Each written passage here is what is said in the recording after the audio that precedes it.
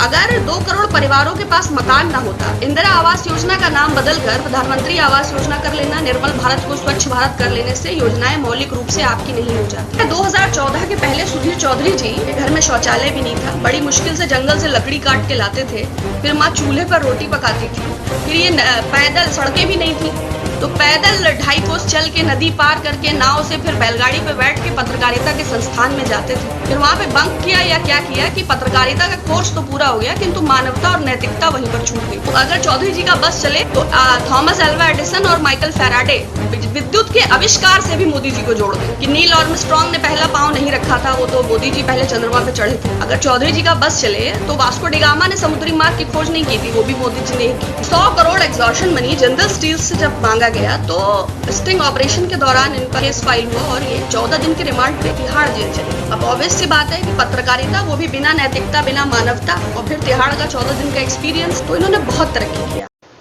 कल हमने एक लिंक ट्विटर पर आपको पोस्ट किया था, किसी ने मुझे फॉरवर्ड किया था, मैं टीवी बहुत कम देखती हूँ, तो उसमें सुधीर चौधरी जी का वो वीडियो था, आपने देख लिया होगा। पीयूष गोयल जी ने उसको रीट्वीट किया है, कई लाख लोगों ने देखा है, कई हजार लोगों ने उसको ट्वीट किया है। तो उसमें 2014 का एक वीडियो है, 2014 नहीं, उनका कहना था कि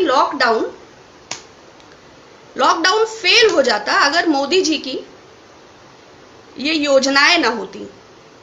2014 के पहले सोशल डिस्टेंसिंग का पालन नहीं हो पाता।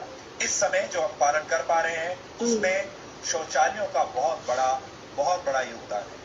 दूसरा सवाल, क्या भारत, उन्होंने 5 प्रमुख सवाल पैदा करे सुधीर चौधरी जी ने कि अगर 10 करोड़ घरों में शौचालय ना होता, अगर घरों में 8 करोड़ घरों में गैस चूल्हा ना होता, अगर 2 करोड़ परिवारों के पास मकान ना होता। देखिए कितने गंभीर क्वेश्चन है इस कोरोना वैश्विक संकट के समय, जबकि देश आपदा महामारी से जूझ रहा है। तो देखिए सुधीर चौधरी जी ने कितने वाजिब सवाल उठाए हैं। घरों में यदि शौचालय ना होता, बिल्कुल बहुत इंपॉर्टेंट बात है ये। 8 करोड़ घरों में गैस चूल्हा ना होता। आपको पता होगा कि 7 से 8% लोग ही अपने सिलेंडर्स को रीफिल करा पाते हैं। शेष सबने बांध के या तो टाड़ पे रखा है या बेच दिया है। बल्कि महोबा के गांव में किसानों का यह भी कहना था कि 1 लीटर मट्टी का तेल मिलता था, जिसकी ढिबरी में हमारे बच्चे पढ़ते थे, वो मट्टी का तेल भी बंद हो गया। और चूंकि हमारे पास रोजगार नहीं है तो सिलेंडर रिफिल कराने का तो कोई प्रश्न ही नहीं उठता। रोजगार हो तो सिलेंडर हो। दूसरी चीज, अगर 2 करोड़ परिवारों के पास मकान ना होता, इंदिरा आवास योजना का नाम बदलकर प्रधानमंत्री आवास योजना कर लेना, निर्मल भारत को स्वच्छ भारत कर लेने से योजनाएं मौलिक रूप से आपकी नहीं हो जाती। Stop this cut, copy and paste and it won't suits you as well. अगर 18,000 गांवों में बिजली ना होती, यह भी बड़ा कठिन प्रश्न है। 6,28,221 गांव हैं भारत में, उसमें से 18,000 गांवों में मोदी जी ने बिजली पहुंचाई और सुधीर चौधरी जी आप तक पहुंचा रहे हैं। एक्चुअली मुझे लगता है 2014 के पहले सुधीर चौधरी जी के घर में शौचालय भी नहीं था, बड़ी मुश्किल से जंगल से लकड़ी काट के लाते थे, फिर माँ चूल्हे पर रोटी पकाती थी, फिर ये पैदल, सड़कें भी नहीं थी तो पैदल 2.5 कोस चल के नदी पार करके नाव से फिर बैलगाड़ी पे बैठ के पत्रकारिता के संस्थान में जाते थे। फिर वहां पे बंक किया या क्या किया कि पत्रकारिता का कोर्स तो पूरा हो गया किंतु मानवता और नैतिकता वहीं पर छूट गई। तो जो डेटा दिया है इन्होंने, बैंक का भी दिया है। जनधन खाते कुल कितने खुले हैं? अगर आप जाएंगे तो जनधन की वेबसाइट पर ही ये मेंशन है कि 22% खातों में तो फूटी कौड़ी भी नहीं है, बाकी खातों की भी क्या स्थिति है वो उसमें दिया हुआ है। रिफिल का मैंने आपको बता ही दिया। बिजली का 18,000 गांव भी मैंने आपको बता दिए। 1947 में जब भारत आजाद हुआ तो 1500 गांव विद्युतीकृत थे।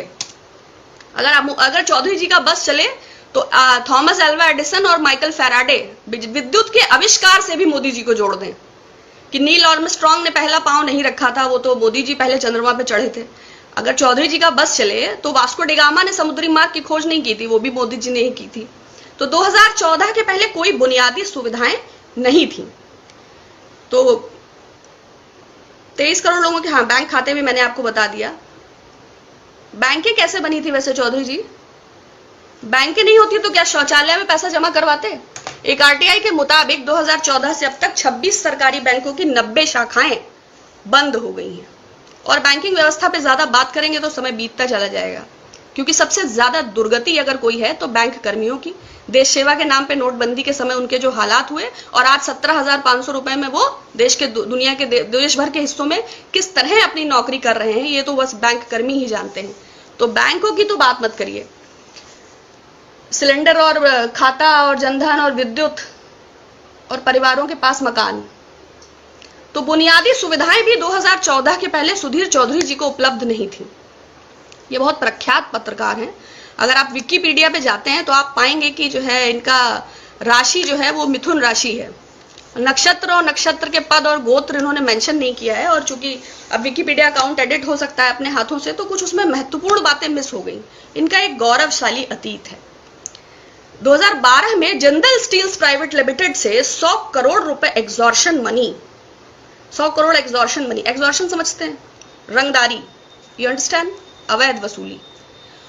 तो 100 crore extortion money Jindal steels से जब मांगा गया तो स्टिंग ऑपरेशन के दौरान इन पर केस फाइल हुआ और ये 14 दिन के रिमांड पे तिहाड़ जेल चले गए। अब ऑब्वियस सी बात है कि पत्रकारिता, वो भी बिना नैतिकता, बिना मानवता, और फिर तिहाड़ का 14 दिन का एक्सपीरियंस, तो इन्होंने बहुत तरक्की किया। निकले तो थोड़ा मानसिक रूप से असंतुलन होना स्वाभाविक था, वो इनकी पत्रकारिता में भी दिखता रहता है। बगदादी और गद्दाफी और पत्थरबाजी और खलीफा, उससे बाहर निकल नहीं पाते हैं, लेकिन खैर इट हैपेंस। तो 2012 का जो भी एग्जॉर्शन का केस था, बट अभी जो इनके टाइमलाइन पे जो ट्वीट पिन है उसमें भारत के प्रधानमंत्री और अमेरिका के राष्ट्राध्यक्ष के साथ उनकी सेल्फी सुशोभित हो रही है। तो आप सोचिए, देश की दुनिया की दो ताकतवर हस्तियों के बीच में बैठ के सेल्फी ले रहे हैं, तो कितने ताकतवर पत्रकार हैं। अब इतनी ताकत रहेगी तो मानवता और मूल्य और नैतिकता और पत्रकारिता और चाटुकारिता, इसमें भेद भी समझ नहीं आएगा। तो इनके 2014 की बुनियादी हम लोग जो बातें कर रहे थे, 2005 से 2014 के बीच, देखिए अगर हम 1947 से जोड़ेंगे ना तो हम हर अगले दिन सबल हुए हैं। ये बात अलग है कि शायद विज्ञापन उतना नहीं हुआ है, लोगों तक चीजों को पहुंचाने के लिए बहुत प्रयास किया गया है। आज 80 करोड़ भारतवासी खाद्य सुरक्षा कानून के अंतर्गत राशन वितरण प्रणाली में ही अपनी भूख मिटा रहे हैं।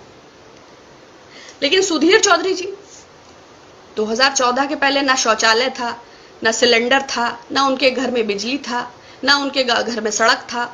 तो वो किस प्रकार, मैंने बताया ना, वो जंगल से लकड़ी काट के लाते थे, फिर माँ भोजन बनाती थी, फिर वो पैदल 6 कोस जाते थे, फिर नाव पे बैठते थे, फिर पत्रकारिता के संस्थान जाते थे, फिर बैलगाड़ी से लौट के आते थे।